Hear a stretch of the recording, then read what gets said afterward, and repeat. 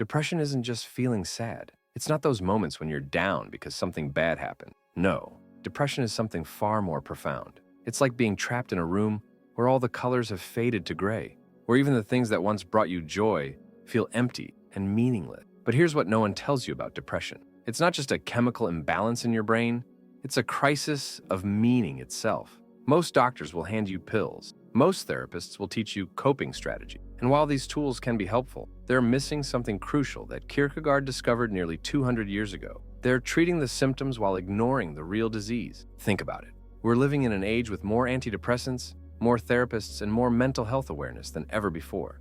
Yet, depression rates keep climbing. Something isn't adding up. What if I told you that trying to cure depression through pure medical means is like trying to fix a car's engine by painting its exterior? You might make it look better, but you haven't addressed what's really broken. This is where Kierkegaard's revolutionary insight comes in, an insight that modern psychology is only now beginning to understand. And in the next few minutes, I'm going to show you exactly how this 19th century philosopher's discovery could be the key to not just managing your depression, but actually transcending it completely. But first, you need to understand what depression really is. Because if you don't grasp this fundamental truth about depression, you might spend years or even decades trying solutions that can never fully work. And that's exactly what happened to Kierkegaard himself, until he made a breakthrough that changed everything. Søren Kierkegaard wasn't just another philosopher writing abstract theories in an ivory tower. He was a man who struggled with intense depression his entire life, what he called melancholy. But unlike many others who wrote about depression, Kierkegaard actually found a way through it. And what makes his discovery so powerful is that he didn't just cope with depression, he transformed it into one of his greatest strengths. Picture Copenhagen in the 1840s. While doctors were still treating depression with ice baths and bloodletting, Kierkegaard was discovering something revolutionary. Through his own battles with depression, he realized that what we call depression isn't just a mental illness. It's often a signal that something fundamental is missing from our lives. He saw that depression wasn't just something to be cured. It was trying to tell us something important about how we're living. Kierkegaard's personal journals reveal just how deep his suffering went, but they also reveal something else: the exact method he used to turn his depression into a source of incredible creativity and purpose, a method that modern science is only now beginning to understand. Here's Kierkegaard's key insight that changed everything. Depression often isn't just a breakdown of your brain chemistry, it's a breakdown of meaning. Think about that when you're depressed, what's the feeling that hits you hardest? It's not just sadness, it's that crushing sense that nothing really matters. But Kierkegaard noticed something fascinating. He saw that there's a huge difference between normal sadness and true depression. When you're sad about something specific, like losing a job or a breakup, at least that sadness has meaning. It makes sense. But depression? Depression makes everything feel meaningless. And here's where modern treatment often goes wrong. It tries to make you feel better without addressing this core problem of meaningless. Think of it this way. If you're living a life that feels empty or inauthentic, your brain might actually be working perfectly when it makes you feel depressed. It's like a warning light on your car's dashboard. Sure, you could cover up that warning light. That's what pure medication approaches often do.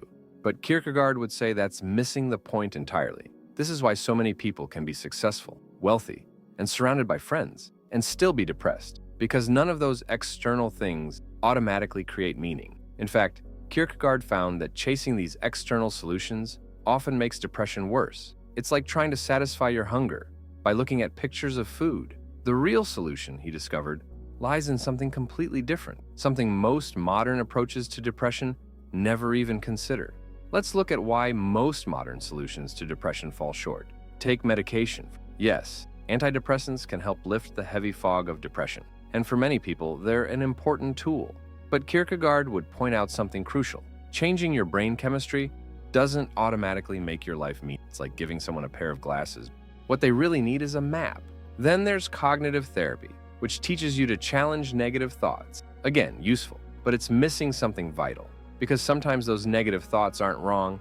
Sometimes that voice saying, "Something's missing from my life," is actually trying to tell you something important. And then there's positive thinking. Just focus on the good things. How many times have you heard that one? But Kierkegaard found that forced positivity can actually deepen depression because it makes you feel guilty for not being happy with what you have. This is where Kierkegaard's 3 stages of healing come in, and they're completely different from anything you'll hear from modern self-help gurus. The first stage is what he called the aesthetic stage. This is where most people try to fight depression through pleasure and distraction, Netflix binges, social media scrolling, shopping sprees. It can work for a while, but it never lasts, because pleasure isn't the same thing as meaning. The second stage is the ethical stage. This is where you start living according to your values, not just your desires. It's when you commit to something bigger than your own comfort. Maybe it's your work, your family, or a cause you believe in. This stage feels better than the first, but Kierkegaard found it still wasn't enough. The final stage, what he called the religious stage, doesn't actually require being religious. It's about connecting to something infinite, something beyond yourself. It's when you stop trying to figure everything out with your rational mind and learn to embrace the mystery of existence itself. This is where Kierkegaard found true healing from depression, not in having all the answers, but in being able to live meaningfully with the question. And here's the fascinating part. Modern neuroscience is starting to prove Kierkegaard right. Research shows that meaning and purpose don't just make you feel better, they actually change your brain chemistry in ways that medication alone can't match. So how do we actually use Kierkegaard's insights in real life? Let's break it down into specific steps you can start taking today, moving through each stage of his method. First, we need to understand something important about the aesthetic stage, the pleasure-seeking stage. Kierkegaard isn't saying you should avoid pleasure. Instead, he suggests using them consciously. Rather than mindlessly scrolling through social media when you're feeling down, choose activities that truly engage you. Maybe it's playing an instrument, cooking a complex meal, or going for a hike. The key difference? These activities require your full presence. They pull you out of your head and into the moment. Moving into the ethical stage requires something more challenging, making commitments and sticking to them, even when you don't feel like it. Start small. Maybe you commit to calling one lonely person each week, or you volunteer at a local shelter once a month. The size of the commitment matters less than the fact that you're choosing it freely and following through. Kierkegaard found that these ethical commitments create a different kind of satisfaction than pleasure alone ever can. But here's where it gets really interesting: the transition to the religious stage. Remember, this isn't about traditional religion. It's about connecting to something beyond your personal concerns. One practical way to do this is through what Kierkegaard called repetition. Choose one meaningful activity and do it regularly, not for any result, but for its own sake. It could be watching the sunrise, writing in a journal, or spending time in nature. The goal isn't to feel better, it's to connect with something larger than your own struggles. A crucial part of this method is what Kierkegaard called the leap. This means accepting that you can't think your way out of depression. At some point, you have to take action despite your doubts and fears. Start with tiny leaps. If you've been isolating yourself, your leap might be sending a single text to a friend. If you've lost interest in everything, your leap might be trying one new activity, even if you don't feel motivated. The key to making all this work is consistency. Kierkegaard found that meaning isn't something you find once and keep forever. It's something you create through repeated choices and actions, day after day, even when it feels pointless, especially when it feels pointless, because that's when these practices matter most. Take Sarah, a software engineer from Seattle. After trying medication and therapy for years, she still felt empty inside.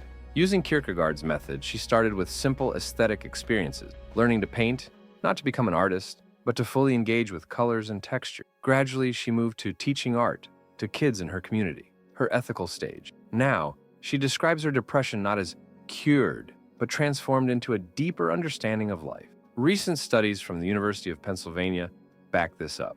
They found that people who found meaning through committed action showed longer-lasting improvements in depression symptoms than those who relied on medication alone. Harvard researchers discovered that regular engagement in purposeful activities actually changes brain structure in areas associated with depression. Even more compelling is the research from Dr. Viktor Frankl's legacy. His theory of meaning therapy, deeply influenced by Kierkegaard's work, shows a 60% higher recovery rate when meaning-based approaches are combined with traditional treatment. Remember how we started talking about depression as more than just sadness, but as a crisis of meaning? Now you can see why treating just the symptoms will never be enough. Depression isn't your enemy. Like Kierkegaard discovered, it might be your guide, pointing you toward a more authentic way of living. So ask yourself, will you keep trying to silence that warning light on your dashboard? Or will you use it to navigate towards something deeper? Your depression might be more than just an illness to cure. It might be the first step on a journey toward a life that feels truly worth living.